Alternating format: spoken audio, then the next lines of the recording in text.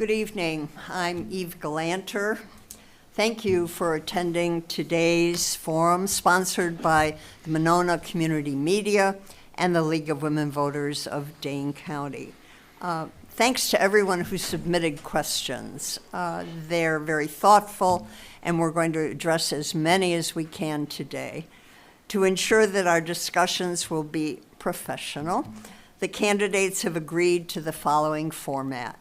Each candidate will have 1 minute, 30 seconds for opening statements, 1 minute, 30 seconds to answer a question, 1 minute, 30 seconds for closing remarks. We will continue to ask questions until we run out of time or questions, and please only respond to the questions being asked. The timekeeper will let you know when your time is up, but these screens here also make it very, very obvious for the countdown. Residents can view the forum on the Monona Community Media YouTube channel. And with that, we will begin with opening statements, and Susan Manning will begin. No? Okay. Hello, my name is Susan Manning. I grew up in Madison, Wisconsin. My father was a cardiologist teaching at the UW Medical School. My mother actually was a school board member. And so support for teachers in our family was a family value. Our children, we moved to Monona Grove in 1976 and raised our children in Monona, and they all went to the Monona Grove schools. We are grateful for the school district and all they've done for our family. I have a BA from Beloit College, a BS from University of Illinois, and a law degree from the University of Wisconsin Law School. I wrote some laws in Wisconsin, clerked for a judge, and review healthcare records. But then I evolved into a full-time parent advocate for students and teachers. And 6 of us in the PTO actually wrote our current class size guidelines for our school district. And then I was on the administrative and teacher team that wrote the teacher handbook. As a board member now, it's really nice because I have a vote and I can advocate for students and staff. One of the critical things right now is focusing on our current budget crisis resulting from the board receiving lies and incorrect information on the budget. Watch the June 14th board meeting and you will see a board member specifically ask about what the fund balance is, which is supposed to be 15%, and he said 15%, and it's really 4%. So I'm committed to fixing this budget and being on the school board and assisting our students and staff. Thank you. The next speaker will be Burl Coffey. Yes, ma'am. Thank you. My name is Burl Coffey, resident of Cottage Grove. I have 3 children that will be attending the Monona Grove School District for the next 16 years. I'm super excited to get into this and try to answer as many questions as open and honestly as I can. Thank you. Thank you. Next is Peter Sobel. Hi, I'm Peter Sobel. Thank you for coming. Thanks everybody who's listening. It's not often that people want to hear me talk about what's going on in the school board. This doesn't happen often enough. I've been in the district for quite some time and on the board for 17 years. And I'm running again for basically 3 reasons. First off, with what's going on at the federal level, with what's going on in the state with Act 10 and so on, and other issues before us, it's going to be we're expecting some difficult, challenging years, probably the most difficult and challenging that we have ever had. And I just think I have skills and experience in relationships with community staff, teachers, administrators that are going to help the district get through the next couple of years. I'm very concerned, and I think I still have something to add. The second reason I'm running is you've heard about the issues with financials issues that we've had. Right now, I'm chair of the Finance and Operations Committee, and I'm leading the response to create systems so that we will never be in this situation again. It means robust processes, transparent communication, relationships, professional relationships and systems in our schools that will, in our district, they'll keep that from happening again. It's a complicated process, still have work to do, but we're making progress, and I need some more time to make some more progress. And the third thing is, diversity is what we have. Equity, inclusion and inclusion is what we owe each of our kids. Basics of everything we owe each of our kids, and I'm not going to back down on that. We've done a lot of good work on in this district, but kids have asked me about it, and my time is up. Yes. Stephanie Lehman. Good evening, everyone. My name is Stephanie Lehman, and I'm honored to be here tonight. I am currently, and for the last 20 years, have resided in Cottage Grove with my husband and our 3 boys who are in kindergarten, 4th, and 6th grades. Professionally, I've spent more than 16 years as an emergency department nurse and over 20 years in EMS. In my current role, I work closely with hospital and pre-hospital providers to optimize systems of care. Throughout my career, I've gained valuable insights into crisis management, advocacy, accountability, and working under pressure to achieve meaningful outcomes, skills I believe will serve me well as a member of the school board. As a candidate, my priorities are clear. First and foremost, I fully support our incredible teachers and staff. I will always advocate for our educators, pushing for them to have the resources and the support they need to thrive in their roles. Additionally, I believe no parent should ever have to worry about their child's safety while at school. I will focus on reassessing our safety protocols, working collaboratively with teachers, staff, and local resources, and provide everyone with a secure and respectful environment. Above all, I am passionate about helping our students reach their fullest potential. Every child deserves the support to overcome challenges and the encouragement to grow. Our role as a district is not just to educate, but to inspire, fostering excellence, resilience, and accountability so our students are prepared to succeed in our ever-changing world. Our district is at a turning point, and I'm ready to bring a proactive, hands-on approach to the board. I ask for your support to ensure our schools thrive today and for the next generation. And I would be honored to serve as your advocate on the school board, working together to create a stronger, safer, and more supportive future for our students and their families. Thank you. Thank you. Our first question submitted by a member of the community. In your opinion, what is the most important function of a school board member? And Stephanie, would you begin, please? Absolutely. I think our school board has the biggest function is advocacy. We have to advocate for everyone, right? We need to represent the parents and their perspectives. We need to advocate for our children, and we need to advocate for our teachers and what they need. I think that being able to listen and being transparent in the issues that are coming up, being able to share objective information, full information, making sure that we're providing all the details so that our parents and taxpayers can make informed decisions. And then being there to represent these parents. That is the most important thing that I think that we can do as a school board member. Thank you. I'm going to repeat the question for each person just in case. In your opinion, and this is for Peter Sobel, in your opinion, what is the most important function of a school board member?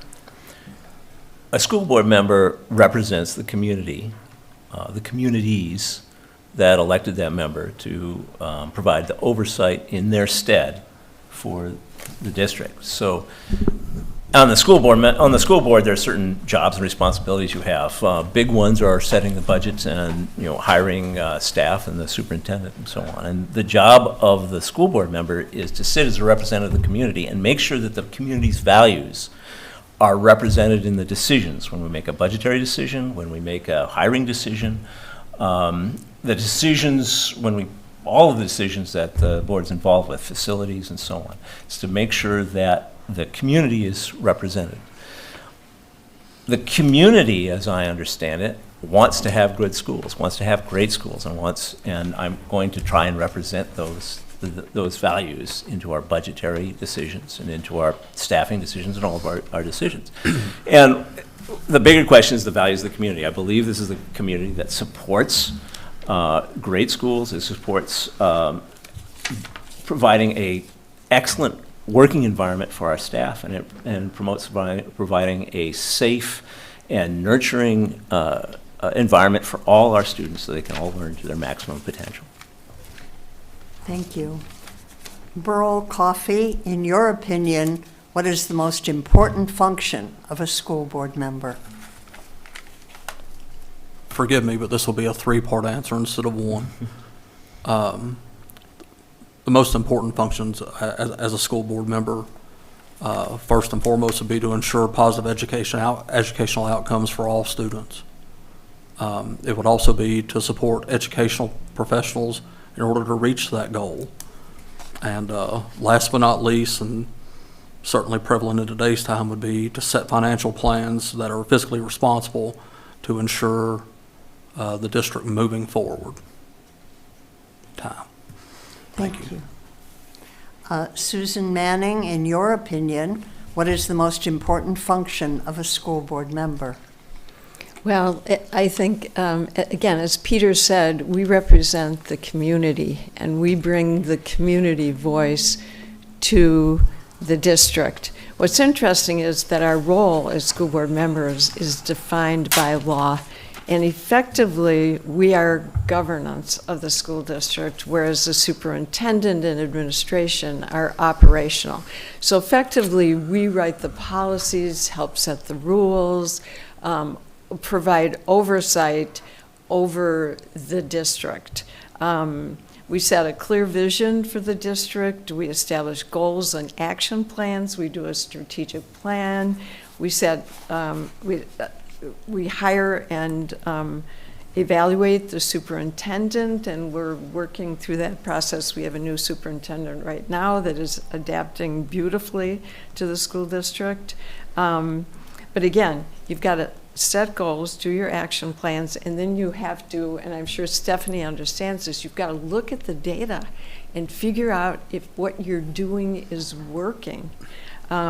We approve school curriculum, calendars, budgets. We create school district policy. I've chaired that along with our current board president. In fact, there was a point where we totally redid the policies and looked at each and every policy. We work parents and community to support quality education and funding. Thank you. The next question, what are your ideas for reducing costs and for generating new sources of revenue so we can get the fiscal situation back in order? The first individual to respond will be Burl Coffey. Will you please repeat the question? I surely will. Thank you. What are your ideas for reducing costs and for generating new sources of revenue so we, the school district, can get the fiscal situation back in order? Thank you for the question. Okay, so in my opinion, as we've stated already, this seems to be a very complex problem. Things that one person or two people on the board are not going to solve alone. Those expenditures, to reduce those could be as simple as monitoring operational headcount and things of that nature, which they just passed this most recent week. I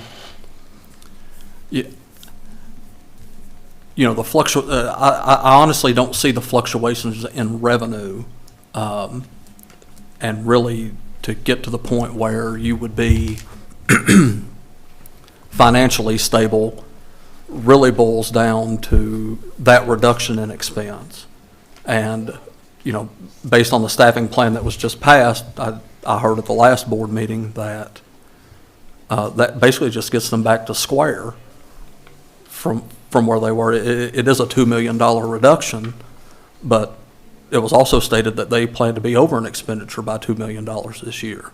So there's a lot to look at and a lot to work on, and my time ran out. I'm sorry for rambling.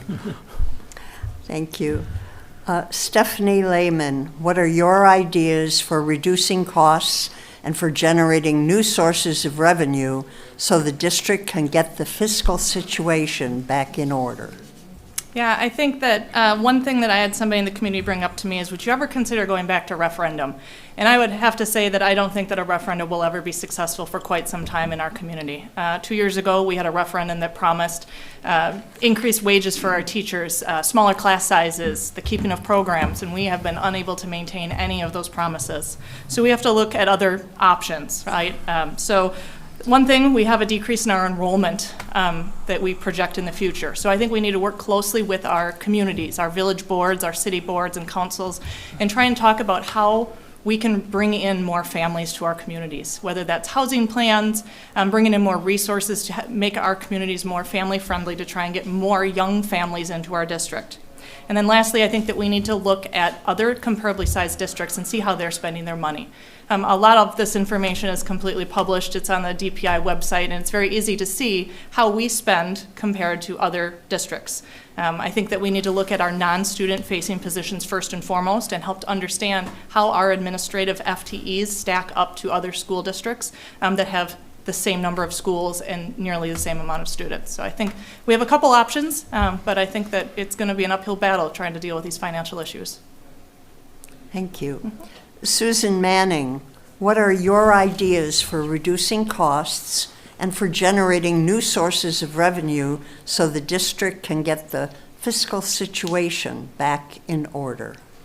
Well, one of the first things we can do is hire Kristen Sobosinski, who is just an incredible assistant superintendent, deputy superintendent, providing our financial guidance right now, and she's just doing an excellent job in helping us realign from where we've been.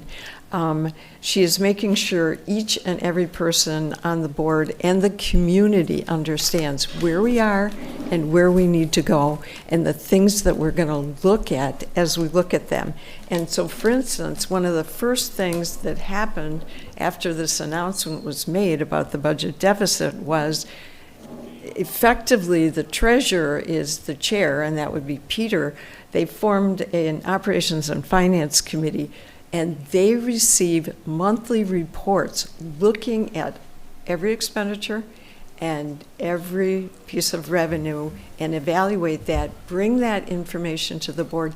And now there's a requirement that the board gets a quarterly report on that information. So we're now getting 4 of those a year, and we were getting effectively nothing. Even when you asked for it, you got nothing.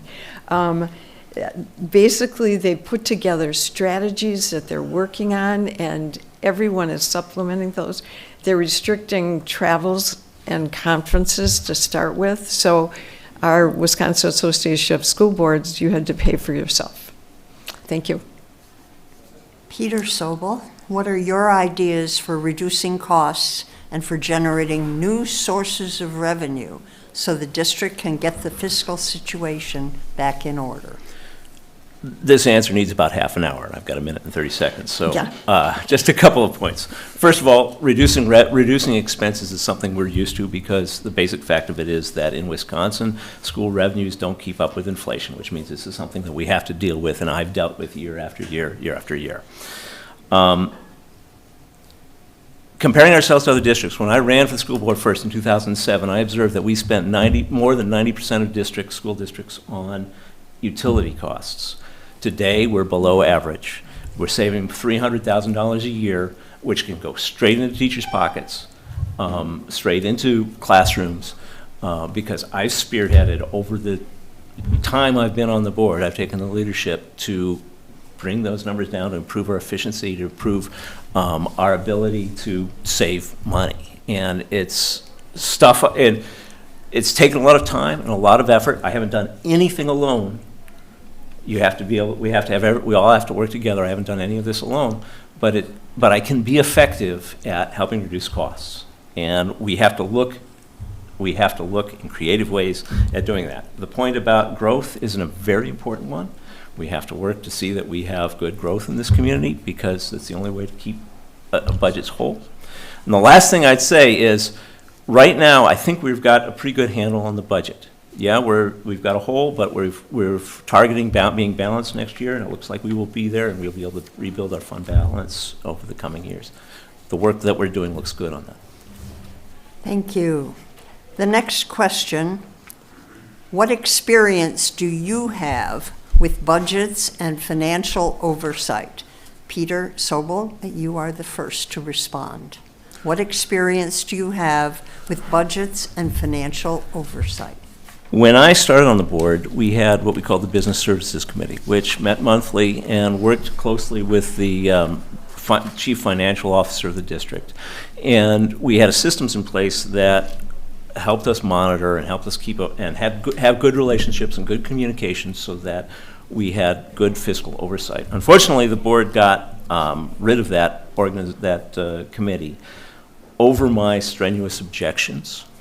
But I did have experience from that, working with people and how we can manage what we need to do with the district.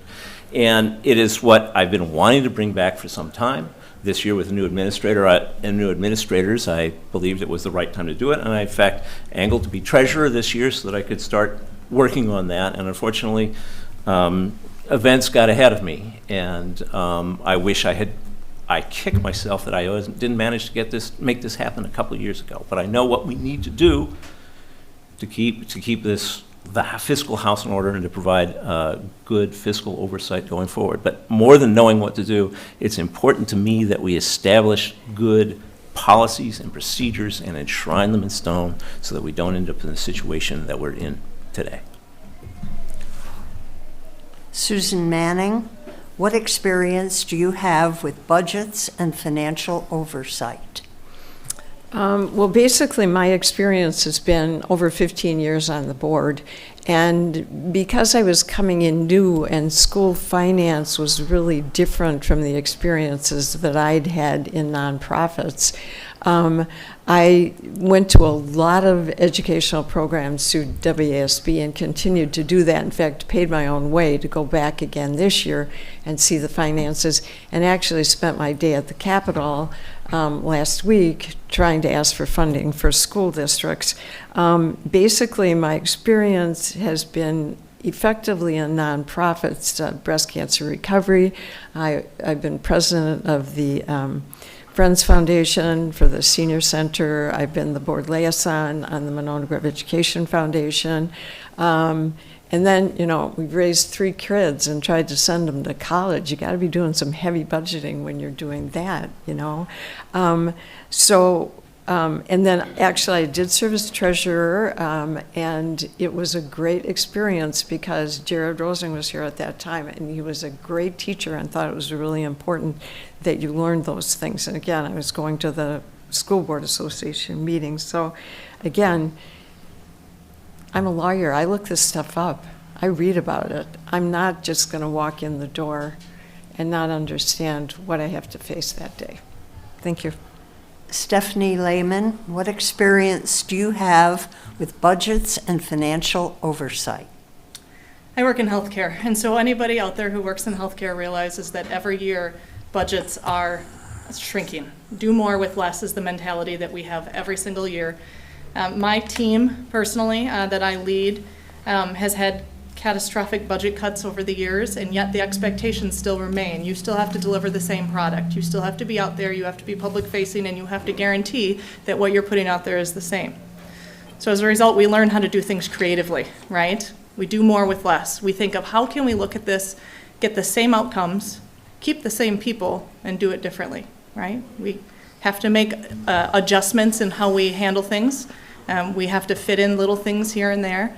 But tasking myself with trying to take a 60% cut in hours allotted to providers and figure out where I'm going to reallocate those in order to still continue to deliver the same product can be strenuous. And so it really involves looking at things differently. And I can tell you that I bring a fresh perspective to this problem that we have, and I will look at things differently and ask questions and bring my budgeting experience in and see if we can make a change. Thank you. Burl Coffey, what experience do you have with budgets and financial oversight? Yes, ma'am. This is what I do for a living. I have 2 decades of experience managing operational expense budgets in excess of 8 figures, most recently in the last 6 years. that's been for a nationwide publicly traded company. Thank you. The next question that we have is, do you believe that existing class sizes should be maintained, and are you in favor of cutting teaching positions? Susan Manning. Well, you asked the right person about the existing class size guidelines, because there's a group of about 6 of us as these advocating parents who went and fought for this years ago and helped get this past class size guidelines. The research is absolutely clear that class size guidelines are critically important to student learning. And if you think about a teacher in there with a student and they have 35 students in a class and 8 students with IEPs and all different kinds of things, learning events going on during that experience, class size is an absolute critical element. I'm a huge advocate for class size. I'm going to keep asking for that. And actually, the presentation that we received from our superintendent and our director of business services, well, she's actually assistant superintendent, which is perfectly appropriate, basically made it very clear that when they look at staffing, a critical piece is class size guidelines. And they have made it very clear that they are going to adhere to those class size guidelines. They may need to be reviewed at some time to see if they need to be lower, but at this time, we put them in place according to good, solid research. Thank you. Burl Coffey, do you believe that existing class sizes should be maintained? And are you in favor of cutting teaching positions? So with that question, both those things go hand in hand, right? The more you can do to maintain current class size expectations is only going to increase positive educational outcomes. In regards to cutting teacher positions, when you're looking at it from an operational standpoint, school districts across the country on a yearly basis manage their operational headcounts based on volume needs, or i.e. The number of students within the school, which brings it back to it's still a financial issue. At some point, I think all things have to be back on the table in order to get to a financial situation that is viable for us moving forward into the future. Thank you. Thank you. Peter Sobel. One of the values, I think, of this community is that we have smaller class sizes. The school district has in policy class size guidelines at each grade level. Those have been set for quite some time now, and we have not changed them. In the last year, one of the things that you have to that we consider, one of the things consider most closely each year is actually the staffing plan and class size guidelines. We believe that the class size guidelines represent a balance between the workload on the teacher, the educational environment for the student, and the financial ability of the district to pay for education. And by adhering to these guidelines, we maintain those parameters and we balance the parameters. Unfortunately, one of the biggest reason that we had a budget deficit over the last couple of years is that we didn't carefully adhere to our guidelines, and we let some of the cases, in some cases, we ended up with class size smaller than our guidelines. The work we're doing this year is work we should have been able to do over the last 2 years. Fortunately, what the new plans, the new staffing plan that we have just approved, keeps us well within the class size guidelines. Class sizes are all not the same because you can't do that because of the granularity of the size of a class, of a cohort of students. But it keeps us, but we've maintained our class sizes. I continue to support that. Stephanie Lehman, do you believe that existing class sizes should be maintained, and are you in favor of cutting teaching positions? I do agree with Burl. These two go hand in hand, right? We lose our teachers, we lose our small classes. I think our goal should always be to reduce class sizes. Obviously, there's fiscal implications involved in that, but I do think that we need to regularly reassess what the evidence suggests is the perfect class size for optimal learning based on teachers and teachers' assistants, different factors, behavioral plans, IEPs, and such. I do think that by cutting class sizes or having classes grow to the maximum of what is acceptable, everyone suffers, right? We have increased behavioral issues, which causes undue stress on teachers because kids are unable to get the attention that they need or the focus. We have educational outcomes that suffer because you have children that now have the ability to slide through without having anybody notice that they are slowly failing in their understanding of what's being taught. And we just don't get the opportunity to have those children get pushed, held accountable, and really push them to their fullest extent, especially when our class sizes get large. Cutting teaching positions, we need our teachers. Those are the ones that are driving our educational outcomes and turning out our children into being well-rounded adults. I do think that there are other opportunities to look at non-student facing positions first, and I think our teachers should be prioritized as an absolute last resort before we would even consider reducing those. Thank you. A question submitted to us that is, as a school board member, will you commit to reading, examining, and when necessary, questioning every report provided to you by the school district and its partners? Stephanie. Absolutely. I am an evidence-based, science-based kind of person. I love data, and I need the data to prove it. I'm a trust but verify kind of individual is my mentality. I will trust what you tell me, but I will also verify that. I think that is critical that you demand the information that we need in order to verify that the data is being put in front of us is accurate. And I think that it is the process and the role of the school board to be there to verify the information. And if it's not provided, demand it. Okay? We cannot let it slide anymore where people just say no. That information is for our ability to do what's best for the community. It is us representing our taxpayers and our parents, and it is our responsibility to put our foot down and make sure that we get the information we need to make informed decisions. Thank you. Peter Sobel, as school board member, will you commit to reading, examining, and when necessary, questioning every report provided to you by the school district and its partners? I think that I have a reputation of being the guy who asks, the person on the board who asks the tough questions. And when I'm looking for, when somebody presents something to us, what I am looking for most of all with their information is it data-based? And do they have a robust process that they use to reach the decisions and reach the conclusions that they did? I believe that if you have robust processes, you can make good decisions. And so I read, examine, and question the reports that come to us, and you'll find that my questions revolve around digging in to finding out, to revealing the process that they used to come to the conclusions that whoever's giving us a report come to the conclusions that they do. Because if they have a robust process, they will come to us with a robust answer. Thanks. Burl Coffey, as a school board member, will you commit to reading, examining, and when necessary, questioning every report provided to you by the school district and its partners?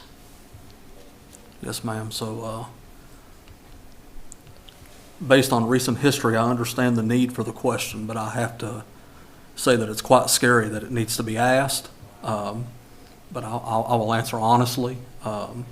I intend to be fully engaged, and that's my promise to any voter. Thank you. Thank you. Susan Manning, as a school board member, will you commit to reading, examining, and when necessary, questioning every report provided to you by the school district and its partners? The answer to that is yes. And, I was kind of chuckling when Peter was talking as well, because we do ask those questions. And we have a superintendent now who will stand there and give you the answers and provide that information to you. Again, it's our job on the board to read that information. So when the board packet comes to us, I look at that and I think, oh my gosh, last time we had 15 pages of an agenda and all kinds of documents. I spent almost 6 to 8 hours going through that information and putting it together with other information we had. This is not a simple job. This is a lot of reading, a lot of research, and lots of times you have to do research related to the information that you're receiving. So it's not just a matter of reading it and questioning it and asking about it. You know, again, chuckling a little bit with Elizabeth back there, who's our board president, because you know, we ask those questions to the board, and that's an important part of our board role, is asking the questions and understanding the material that you're receiving and the effect of the material that you're receiving. Thank you. Thank you. Another question submitted by a member of the community. How would you work to retain and attract, beginning with Burl Coffee.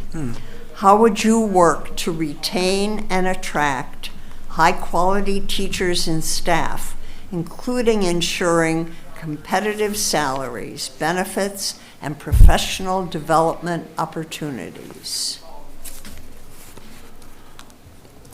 So the answer is within the question.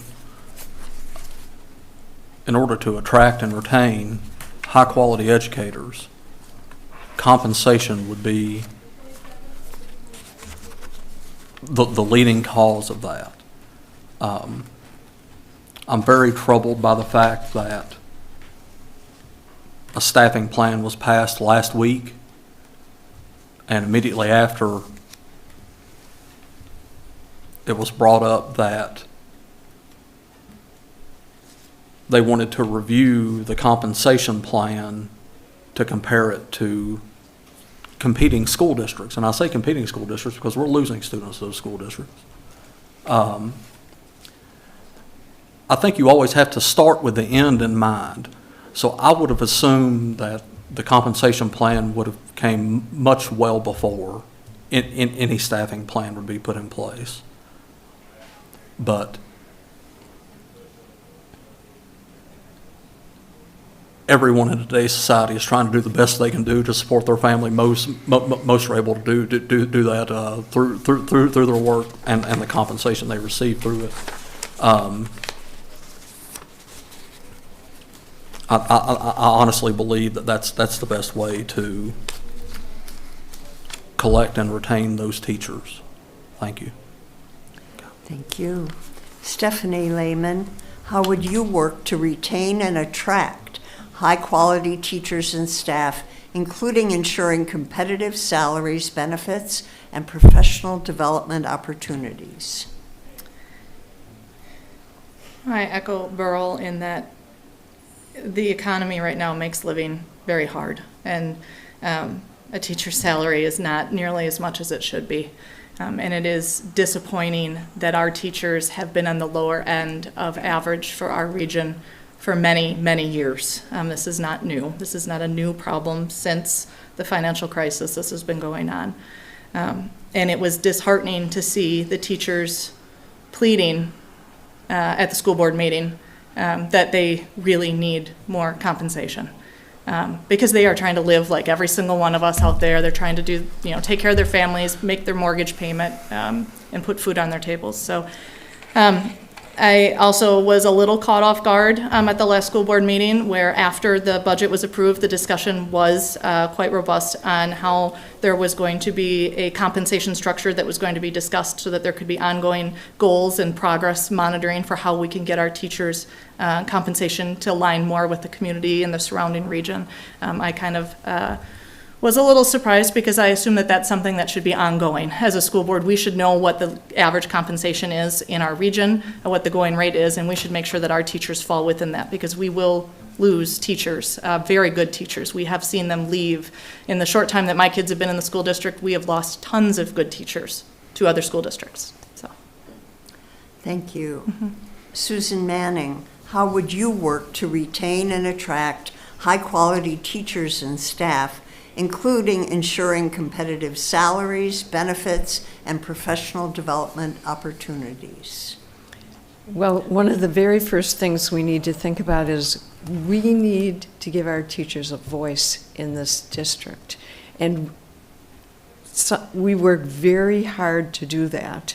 And I think you'll see the new structure with the new superintendent and our financial management, that it is critical that we hear that voice. And to be able to recruit and retain, you have to have an avenue to hear that. So basically, things that we have to do to recruit and retain clearly are create a collaborative learning environment, a place where they are comfortable, a place they want to work, a place they want to be with us and with our students. And when our boys were going through the school district, we had that feel. I actually talked to several of the teachers frequently saying, it is so great, you have done such wonderful things with our kids. I just can never thank them enough. We have to have continuous communication. We have to, and Stephanie is right on the nose, we work on this all the time.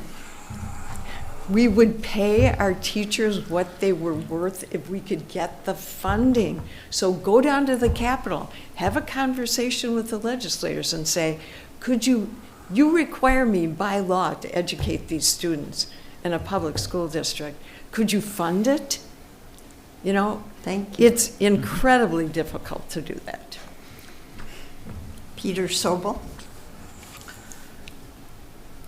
We,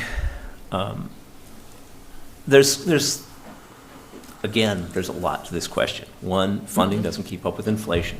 We look every year and we try and get a little bit out of inflation for the teachers, but that is a challenge. We talked about class sizes, and class sizes directly competes with teacher compensation. One of the reasons that it is difficult for us to bring our teachers' compensation up to the equivalent of other districts around us is that we have more teachers per student, we have more assistants per student, and this competes with our ability to pay teachers. And the board, as notice, is paying attention to class sizes. We have a staffing plan. It's based on the number of students. Compensation is a separate question. Everybody on the board would love to be able to give teachers more money. A lot more money. I think that they should go up 25%. It's what they've been missing out in the last 30 years or so in raises. But we don't have the ability to do that because our funding is limited. What we have to do is find efficiencies. What we have to find is other areas where we can reduce expenditure. With a new superintendent comes a new way, and new organization comes a new way and new thoughts about looking at things. We do look at competitive compensation every year. What we want to do now is take what our thoughts are and our ideas in and start planning around it so we have some more specific goals about where we want to be with compensation. Thank you. Stephanie Lehman, what specific steps would you take to improve equity and inclusion in our schools, particularly for students with disabilities, mental health needs, and diverse backgrounds? I think the biggest thing we can do is make sure that every child feels supported. We have to make sure that we address all the needs to the best of our ability. Obviously, we have budgeting issues that's going to limit our staff.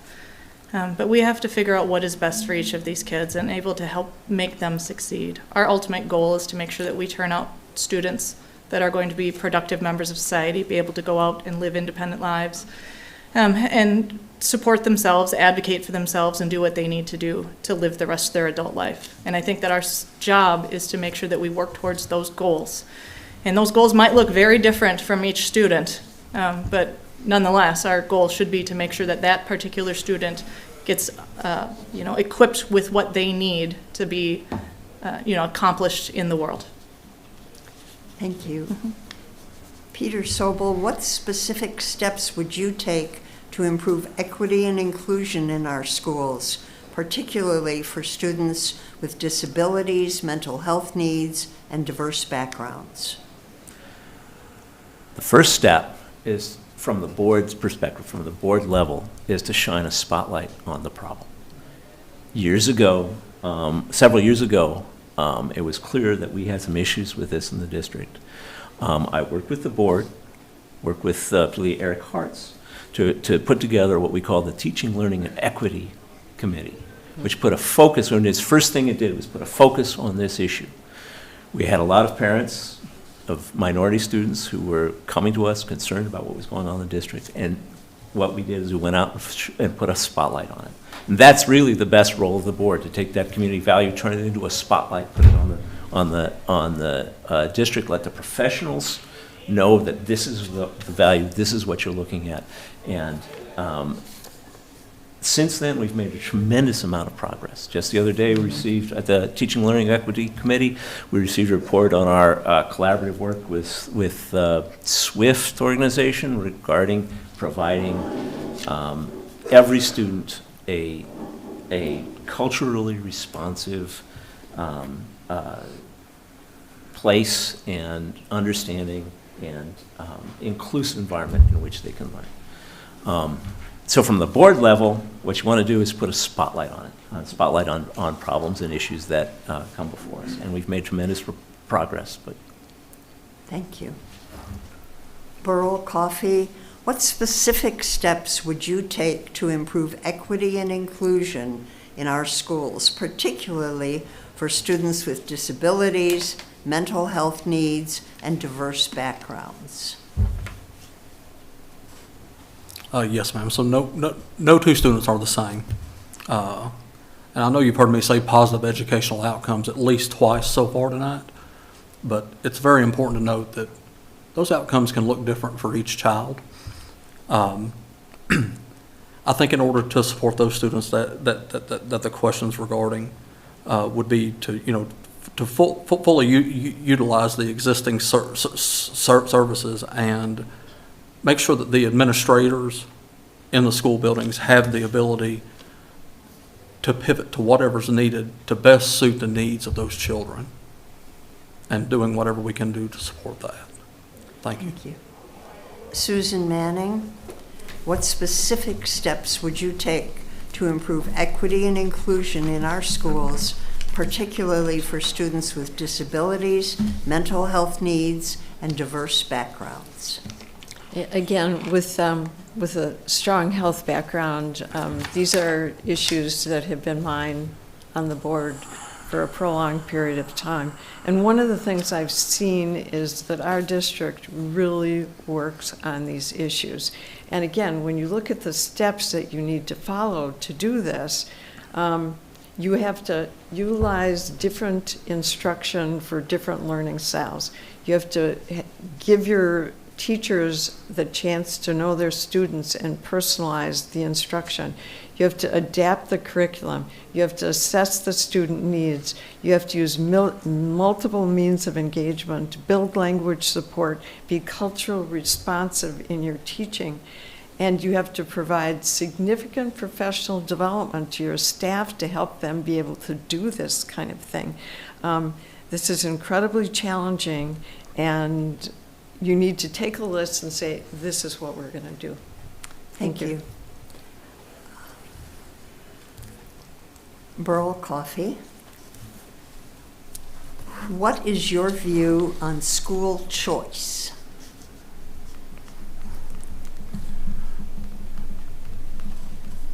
I've learned more about this over the past few weeks, most notably from the last school board meeting, to show the difference in the funding that we receive based on incoming students from outside the district and students that leave us. Very complex issue that I think will take more than one mind to come together to come up with a plan to see how best we can move forward within our own district to be financially successful with it. I don't believe we have so far, and I fully understand why after learning just a little bit about it.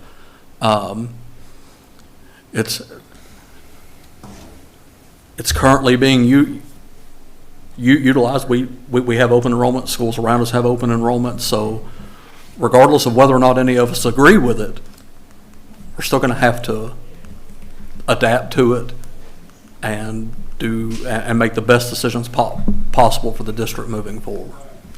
Thank you. Thank you. Stephanie Lehman, what is your view on school choice?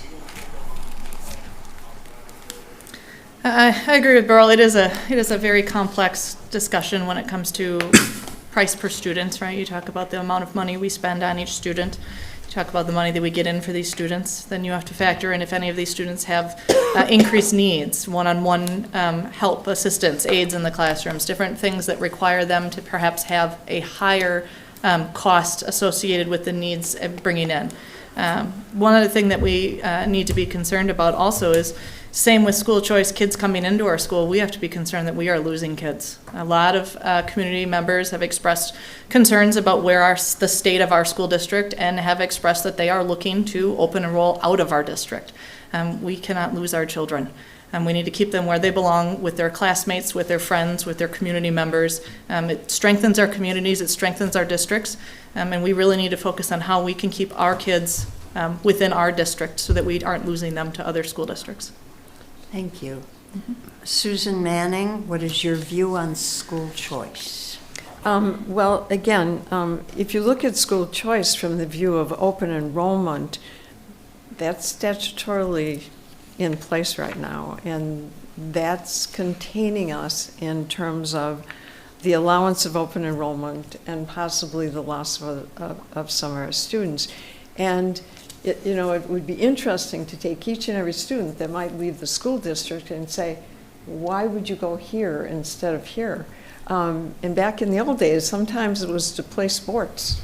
I mean, you just don't know what drives that.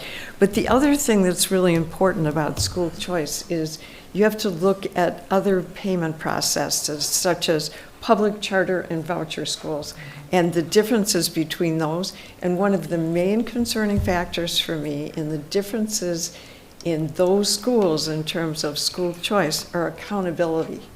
And effectively, some of the other programs are not held to the same educational accountability that public schools are, and that would seriously concern me in determining and promoting school choice for students if you knew they were going to be somewhere where the school was not going to be held accountable for the education of the student.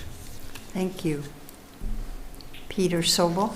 I think we have to distinguish open enrollment from school choice. Open enrollment, where it's defined by statute, by state statute, where students can go from one public school district to another public school district. It's important to note that in our district we have 5 times the number of open enrollment students coming in that we do going out.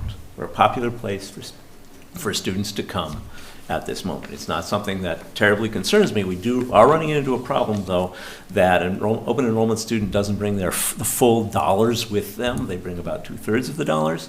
And in a case where we can put an extra seat in a classroom or fill a vacancy, I should say, in a classroom, that pays for itself. But if the student has special needs, or we need to create new classrooms to support open enrollment students, it no longer pays for itself. And that financial issue is getting tougher over the years. We have used to be, it was made sense to accept almost everybody that we had room for, and now it's costing us more, and we have to be very careful about that. School choice, voucher, charter schools.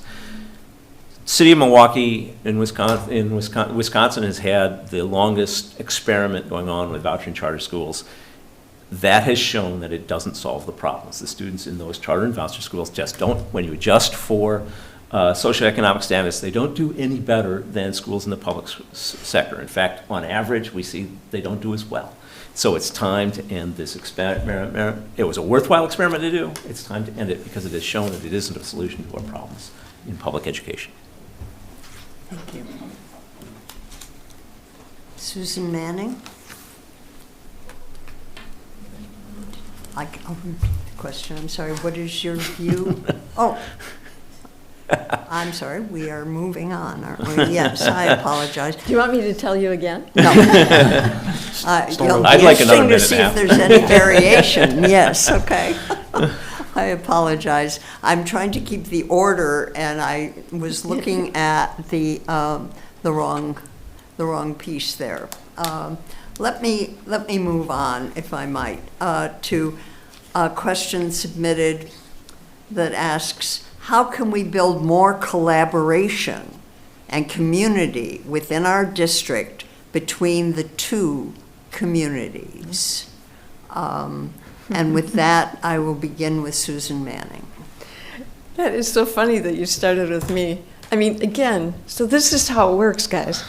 So if you want to find out where the kids get tickets all the time, it's between where Monona ends and where Cottage Grove starts, because they're so excited to get to the other community that they put their foot on the gas. The other thing that happens is having these kids come together and having this unified school district is one of the neatest things in the whole world. It brings a great blend of interests and different types of lives and just a whole different aura to this school district by putting these people together. And obviously you asked me this first because our second son, Stuart, married his best friend from school who lives in Cottage Grove. So guess what? We're a unified school district. This is a way that we bring kids together in a wonderful way. And on top of that, she's a teacher and does special ed in 6th grade. So again, you've got these wonderful pieces that you put together. It's a special place. Thank you. Burl Coffey, how can we build more collaboration and community within our district between the two communities? So I think a great place to start would be equal representation for both communities on the school board. But to be honest, this is a very unique situation. And this past year, coaching 5th grade football, bunch of kids from Monona, bunch of kids from Cottage Grove. Extracurricular activities, I think, play a big part in building community that way. And anything that we can do to support that, I believe that will be best for both communities moving forward. Thank you. Peter Sobel? I've been on the board for quite some time. There's never been a decision made on the board that's based on what community somebody is from or where somebody wants to be. The resources follow the kids, and that's the right thing to do, and anything else would be divisive. And actually, it would be selling our district short. And so I think the first thing the board can do that is make sure that they're very careful that decisions are not based on when they have been, and I give my colleagues credit for this on all these years, and they have not been. Make sure the decisions are not based where anybody lives, but just where the kids are and what resources the kids need, and we've been really good at doing that. As for bringing the communities together, I think letting the kids lead is a great idea and has worked in the past. When we put the kids together and they play football together or whatever they do together, they do bring our communities together. So support where we are, support, do the best thing for kids regardless of where they live, and let the kids lead us is the way to do this.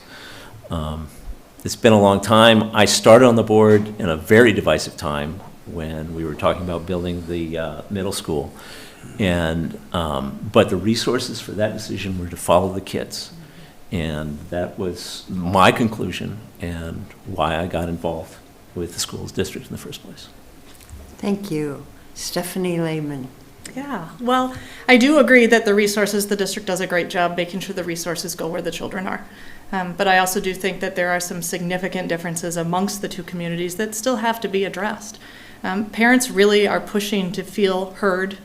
They want transparency. They want to feel involved in the conversation. We have 3 elementary schools in Cottage Grove. Much to our dismay, there are 3 schools. My kids are split amongst 3 separate schools, all within the same community.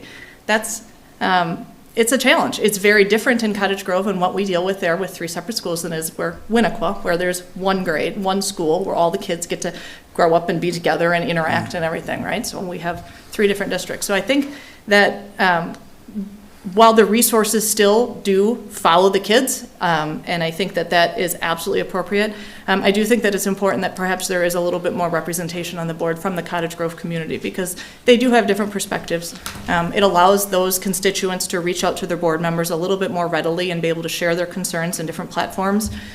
We all participate in social events. Our kids are in sports. We're at all of these different things, and conversations are fluid at these events. Topics come up, things happen. And when the vast majority of the board members are in Monona, they not necessarily are a part of some of these community events that take place in Cottage Grove, and there's less opportunity to hear kind of the concerns, the everyday chatter that you hear when you're out and about in your community. Thank you. Stephanie, as Cottage Grove continues to grow, what are your opinions about how the district should handle student numbers at the high school in Monona? Yeah, that's a tough one. The high school, unfortunately, is going to face some problems depending on how our enrollment goes. It is in a location that is landlocked. There are plenty of issues with parking. There's not much room for growth. We are not able to support all the athletic fields that we need. And so, you know, hindsight is 20/20. We build new schools in Cottage Grove. We build these new schools, and it's difficult as a community member to look and say, gosh, we had all this land and this beautiful space. Could we have had some forethought to look ahead and said, let's get all of our be able to support, you know, having our football, our soccer, our baseball, our tennis, all of that stuff, and be able to actually have a high school complex and be able to look forward to that. I don't know what the future holds. We have a lot of buildings in Cottage Grove. There's buildings in Monona, right? You look at Maywood and Nichols and the different schools, and they've been utilized for different means and are still a resource within the district. But it's hard to tell based on numbers what's going to happen in Cottage Grove with all of the buildings. But I do have concerns, and if enrollment drops the way it does, maybe I have slightly less concerns. But I do worry that when we outgrow or the high school no longer meets our concerns, we're going to have some issues. Yeah. Thank you. Peter Sobel, as Cottage Grove continues to grow, what are your opinions about how the district should handle student numbers at the high school in Monona? I hope that the lack of growth we're currently seeing in Cottage Grove is temporary and due to disruption from the pandemic, because we do need more students. And I do want to see that grow. As far as the high school goes, it is a limited resource. However, we are using open enrollment to take up space in there. I think that there's and we can essentially expand our ability to support our own students in the high school by ratcheting down the open enrollment. That will happen naturally. There is still some space in the high school. It was designed as designed. We can fit. Particularly when we take care of if we reduce open enrollment over the years as our enrollment grows, I think we can fit a few hundred more kids in there. And in fact, as I look at the numbers and I look at the enrollment projections, that school should last us through probably its expected useful lifetime to 2040 at least, when I look at the projections. Unfortunately, projections, if you look at the last couple of years, they're lower than that, and this could not be a problem for a while, but I hope that isn't the case. A large part of the issue is with the facilities around it. We're right, we don't have enough space for practice facilities and training facilities. One of the big reason that the board decided to go with an AstroTurf field with a turf field in that space is because you can use it for a lot more activities. And that really helped lessen the burden that we have for activities at the high school. Thank you. Burl Coffey, as Cottage Grove continues to grow, What are your opinions about how the district should handle student numbers at the high school in Monona? Difficult question to answer because it seems that you ask 10 different people, you'll get 10 different answers on whether we're growing or shrinking or staying flat. But just like with any other top 10 issue that faces the district, I think all options should be on the table, and anything and everything should be looked at in depth to see if it would be a viable option. You know, I know there are school districts out there that fluctuate between having high schools and middle schools and moving to a junior high in order to best utilize the buildings that are available and things of that nature. My apologies for the vague response, but that's it. Thank you. Thank you. Susan Manning, as Cottage Grove continues to grow, what are your opinions about how the district should handle student numbers at the high school in Monona? Again, we study that all the time. We've been studying the high school issue. Again, as Peter mentioned, when we built Glacial Drumlin, that was a huge study and that was a huge decision that was made at that time. We had significant property around the Glacial Drumlin School. And what's interesting right now is the concern is not so much growth of students right now, it's a decrease in growth of students, although with all the building that's going on out there, I just can't imagine it won't come back up and we won't have to seriously address that. But we do have land around the high school. We do still have space. It's something that we look at and study all the time. It is not something that we just push aside. It is being looked at frequently to address the enrollment issues because we want space for all of our students, particularly in our high school. And so, again, it's not that we aren't looking at that because we are definitely studying that and addressing that as it comes forward and having discussions on that. Thank you. Burl Coffey, what do you hope to accomplish in your term in office if you are elected?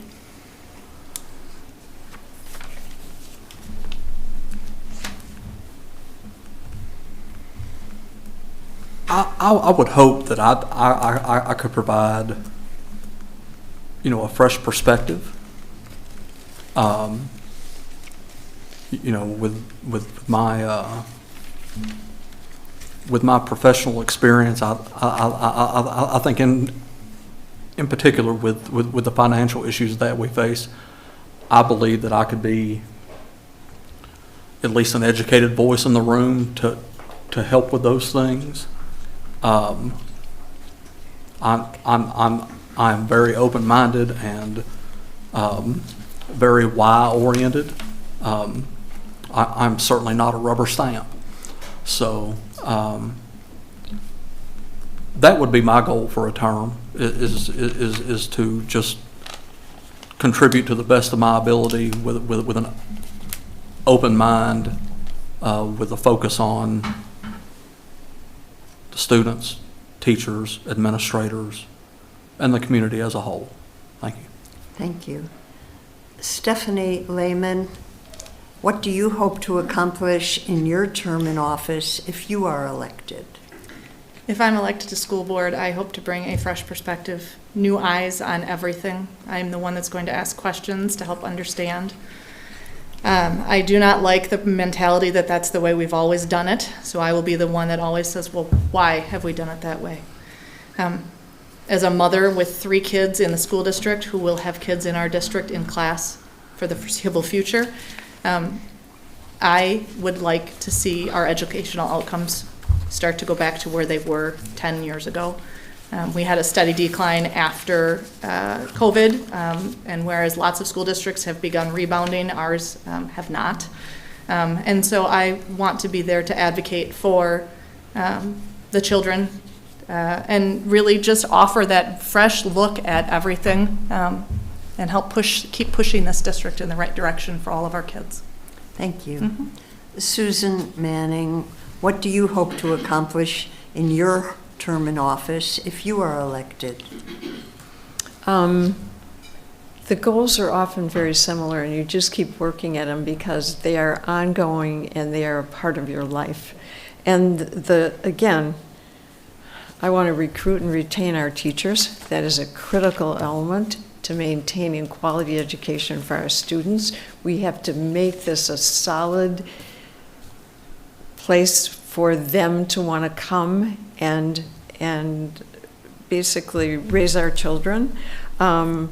I think it is critical that we get out of here, get into the Capitol, and explain to the legislators that we need funding for our school district. That is something that we have to keep working on. Somehow we've got to move that forward. We have to resolve our budgetary issues and work on those things. And there really is something to be said for the work and the experience that we've done. As I say, I spend 4 to 8 hours. I spend more like 10 when I'm working on policy. And it's really difficult to provide that kind of time into this work. But it is so critical that it's done, because you come to this library and you see all the kids in there in story hour, and you know that what you do affects each and every one of those children. Thank you. Peter Sobel, what do you hope to accomplish in your term in office if you are elected? I was in a high school in February, and a young, articulate young woman whose skin color is different from mine asked me with fear in her eyes what the future held when it came to equity and inclusion in our schools. And what I want to do in the next 3 years is see that she feels safe and protected and has a good learning environment. That's number one. I also want to leave the system. I also, at the end of this term, I want to have an excellent financial system in place. That's my approximate goal. And then the third thing is to keep doing what we can to improve the outcomes of education for everybody in our district, and to make sure our staff especially feels like that they have a supportive workplace and work environment. Thank you. That's the conclusion of the questions submitted by individuals from the community, and I want to thank them, I'm sure, on behalf of all of us, for taking the time to think about what they really wanted to hear the candidates for office speak to. At this time, we will begin the closing statements, and we will begin those with Stephanie Lehman. Thank you. So, as we face the challenges ahead, I believe that our district can benefit from fresh perspective, someone who understands the complexities of parenting today and the concerns of families in our community. As a mother of 3 children currently enrolled in our schools, I know firsthand what it's like to navigate the demands of parenting while striving to ensure our kids have the best opportunities to succeed. I experience firsthand what's working and what isn't every single day. I'm walking in your shoes, and I'm deeply committed to representing the voices of parents and families in our district. I'm not just another candidate, I'm a parent, an advocate, and someone who's ready to fight for our kids. With my professional experience and collaborative mindset, I'm ready to tackle the pressing issues facing our schools. Together, we can work towards a solution that prioritizes the safety, success, and development of all of our students. I would be honored to serve on the school board, bringing dedication, transparency, and a shared passion for our children's future. Thank you for your time and consideration, and I hope I earn your support. Thank you. Peter Sobel. I want to first thank everybody who came here. I particularly want to thank the people, everybody, every time somebody runs for the school board. This is an important job, and I appreciate that people in the community step up and do it, regardless of what the outcome of this election are. I feel better just knowing that there's people out there who are interested and value this job and want to do that, because this is important work. And it's important work now. I'm kind of afraid. I'm kind of terrified of the next couple of years. It's going to be a challenge. It's going to be difficult, and I think I have something to offer, and I hope the community agrees that I still have something to offer to this board, at least for the next 3 years, to help us get through the challenges we have. I think I've got a record that I can run on being effective at reflecting the community values of bringing together, finding ways to save money, finding ways to budget so that we can put more money into the classrooms. I think I've been effective in leadership in terms of things like equity and reaching out to the communities when we have when we put together committees to study things like facilities that we need to create, or most recent thing we reached out on was this the community schools debate in Cottage Grove, where we took together a bunch of residents and teachers and got their input and worked on those problems. I think we have plenty of work to do, and I want to help do it. Thank you. Burl Coffey, your closing statement, please.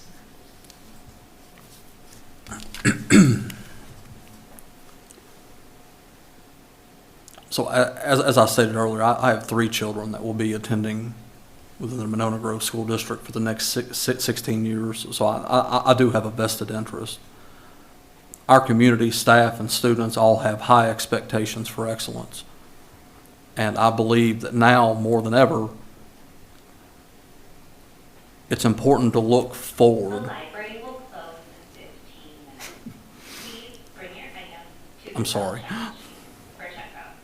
Thank you. Please, Okay, so now more than ever, it's important to look forward. The past is the past. The present is what we've got. And if I would just like to speak to everyone in the community tonight, should you be interested in someone with a fresh perspective and an open mind and hopefully a vision to take the district to a new trajectory, I would like to be that person for our students, staff, and neighbors. Thank you. thank you. Susan Manning. I've appreciated the questions this evening. They've been really great. And the opportunity to be together and provide our responses and have this conversation, because I know I had reached out to the other candidates to try and visit, just to hear about what they were interested in. And we haven't, again, you want to be able to hear what everyone's thinking and what their thoughts are and why they're here tonight. And so anyway, I really appreciate the question and the discussion. So it's really important, I think, to be there and to be working on these issues while you're a parent of children. But let me tell you, there's also a critical piece of the experience that you have and you take away as your children start to move out of the district, and you are still giving back. Again, we worked on class size guidelines, we worked on curriculum, and we are continuing to give that time and provide that service to this community because we really love and care about this district. So again, I'm deeply committed to this school district and to the children in this district, and whether they're kids I come home to and feed at night, or whether the kids around the neighborhood running around ringing the doorbell and fishing off the backyard, they're family and they're important to me and to making this district as good as it needs to be and meeting the needs of these students. So again, I'm deeply committed to the district, to the students, to the staff, to the families. I continue to think my experience is helpful on the board. We've worked on class size guidelines, curriculum, math, science, training, experience, and we're still working on that stuff. Thank you. I think on behalf of all of us here and the Monona Grove School District, we are very fortunate to have such four people so committed to public service, to the education of the children of the Monona Grove School District, and each bringing their own passion and expertise to a very challenging role in our community. So Thank you to all of you for stepping up. Thanks to those who came to listen, those who I hope will be listening on the Monona Community Media YouTube channel, and to everyone, April 1st, please, please vote. Yes. Thank you. Thank you. Thank you very much, Eve.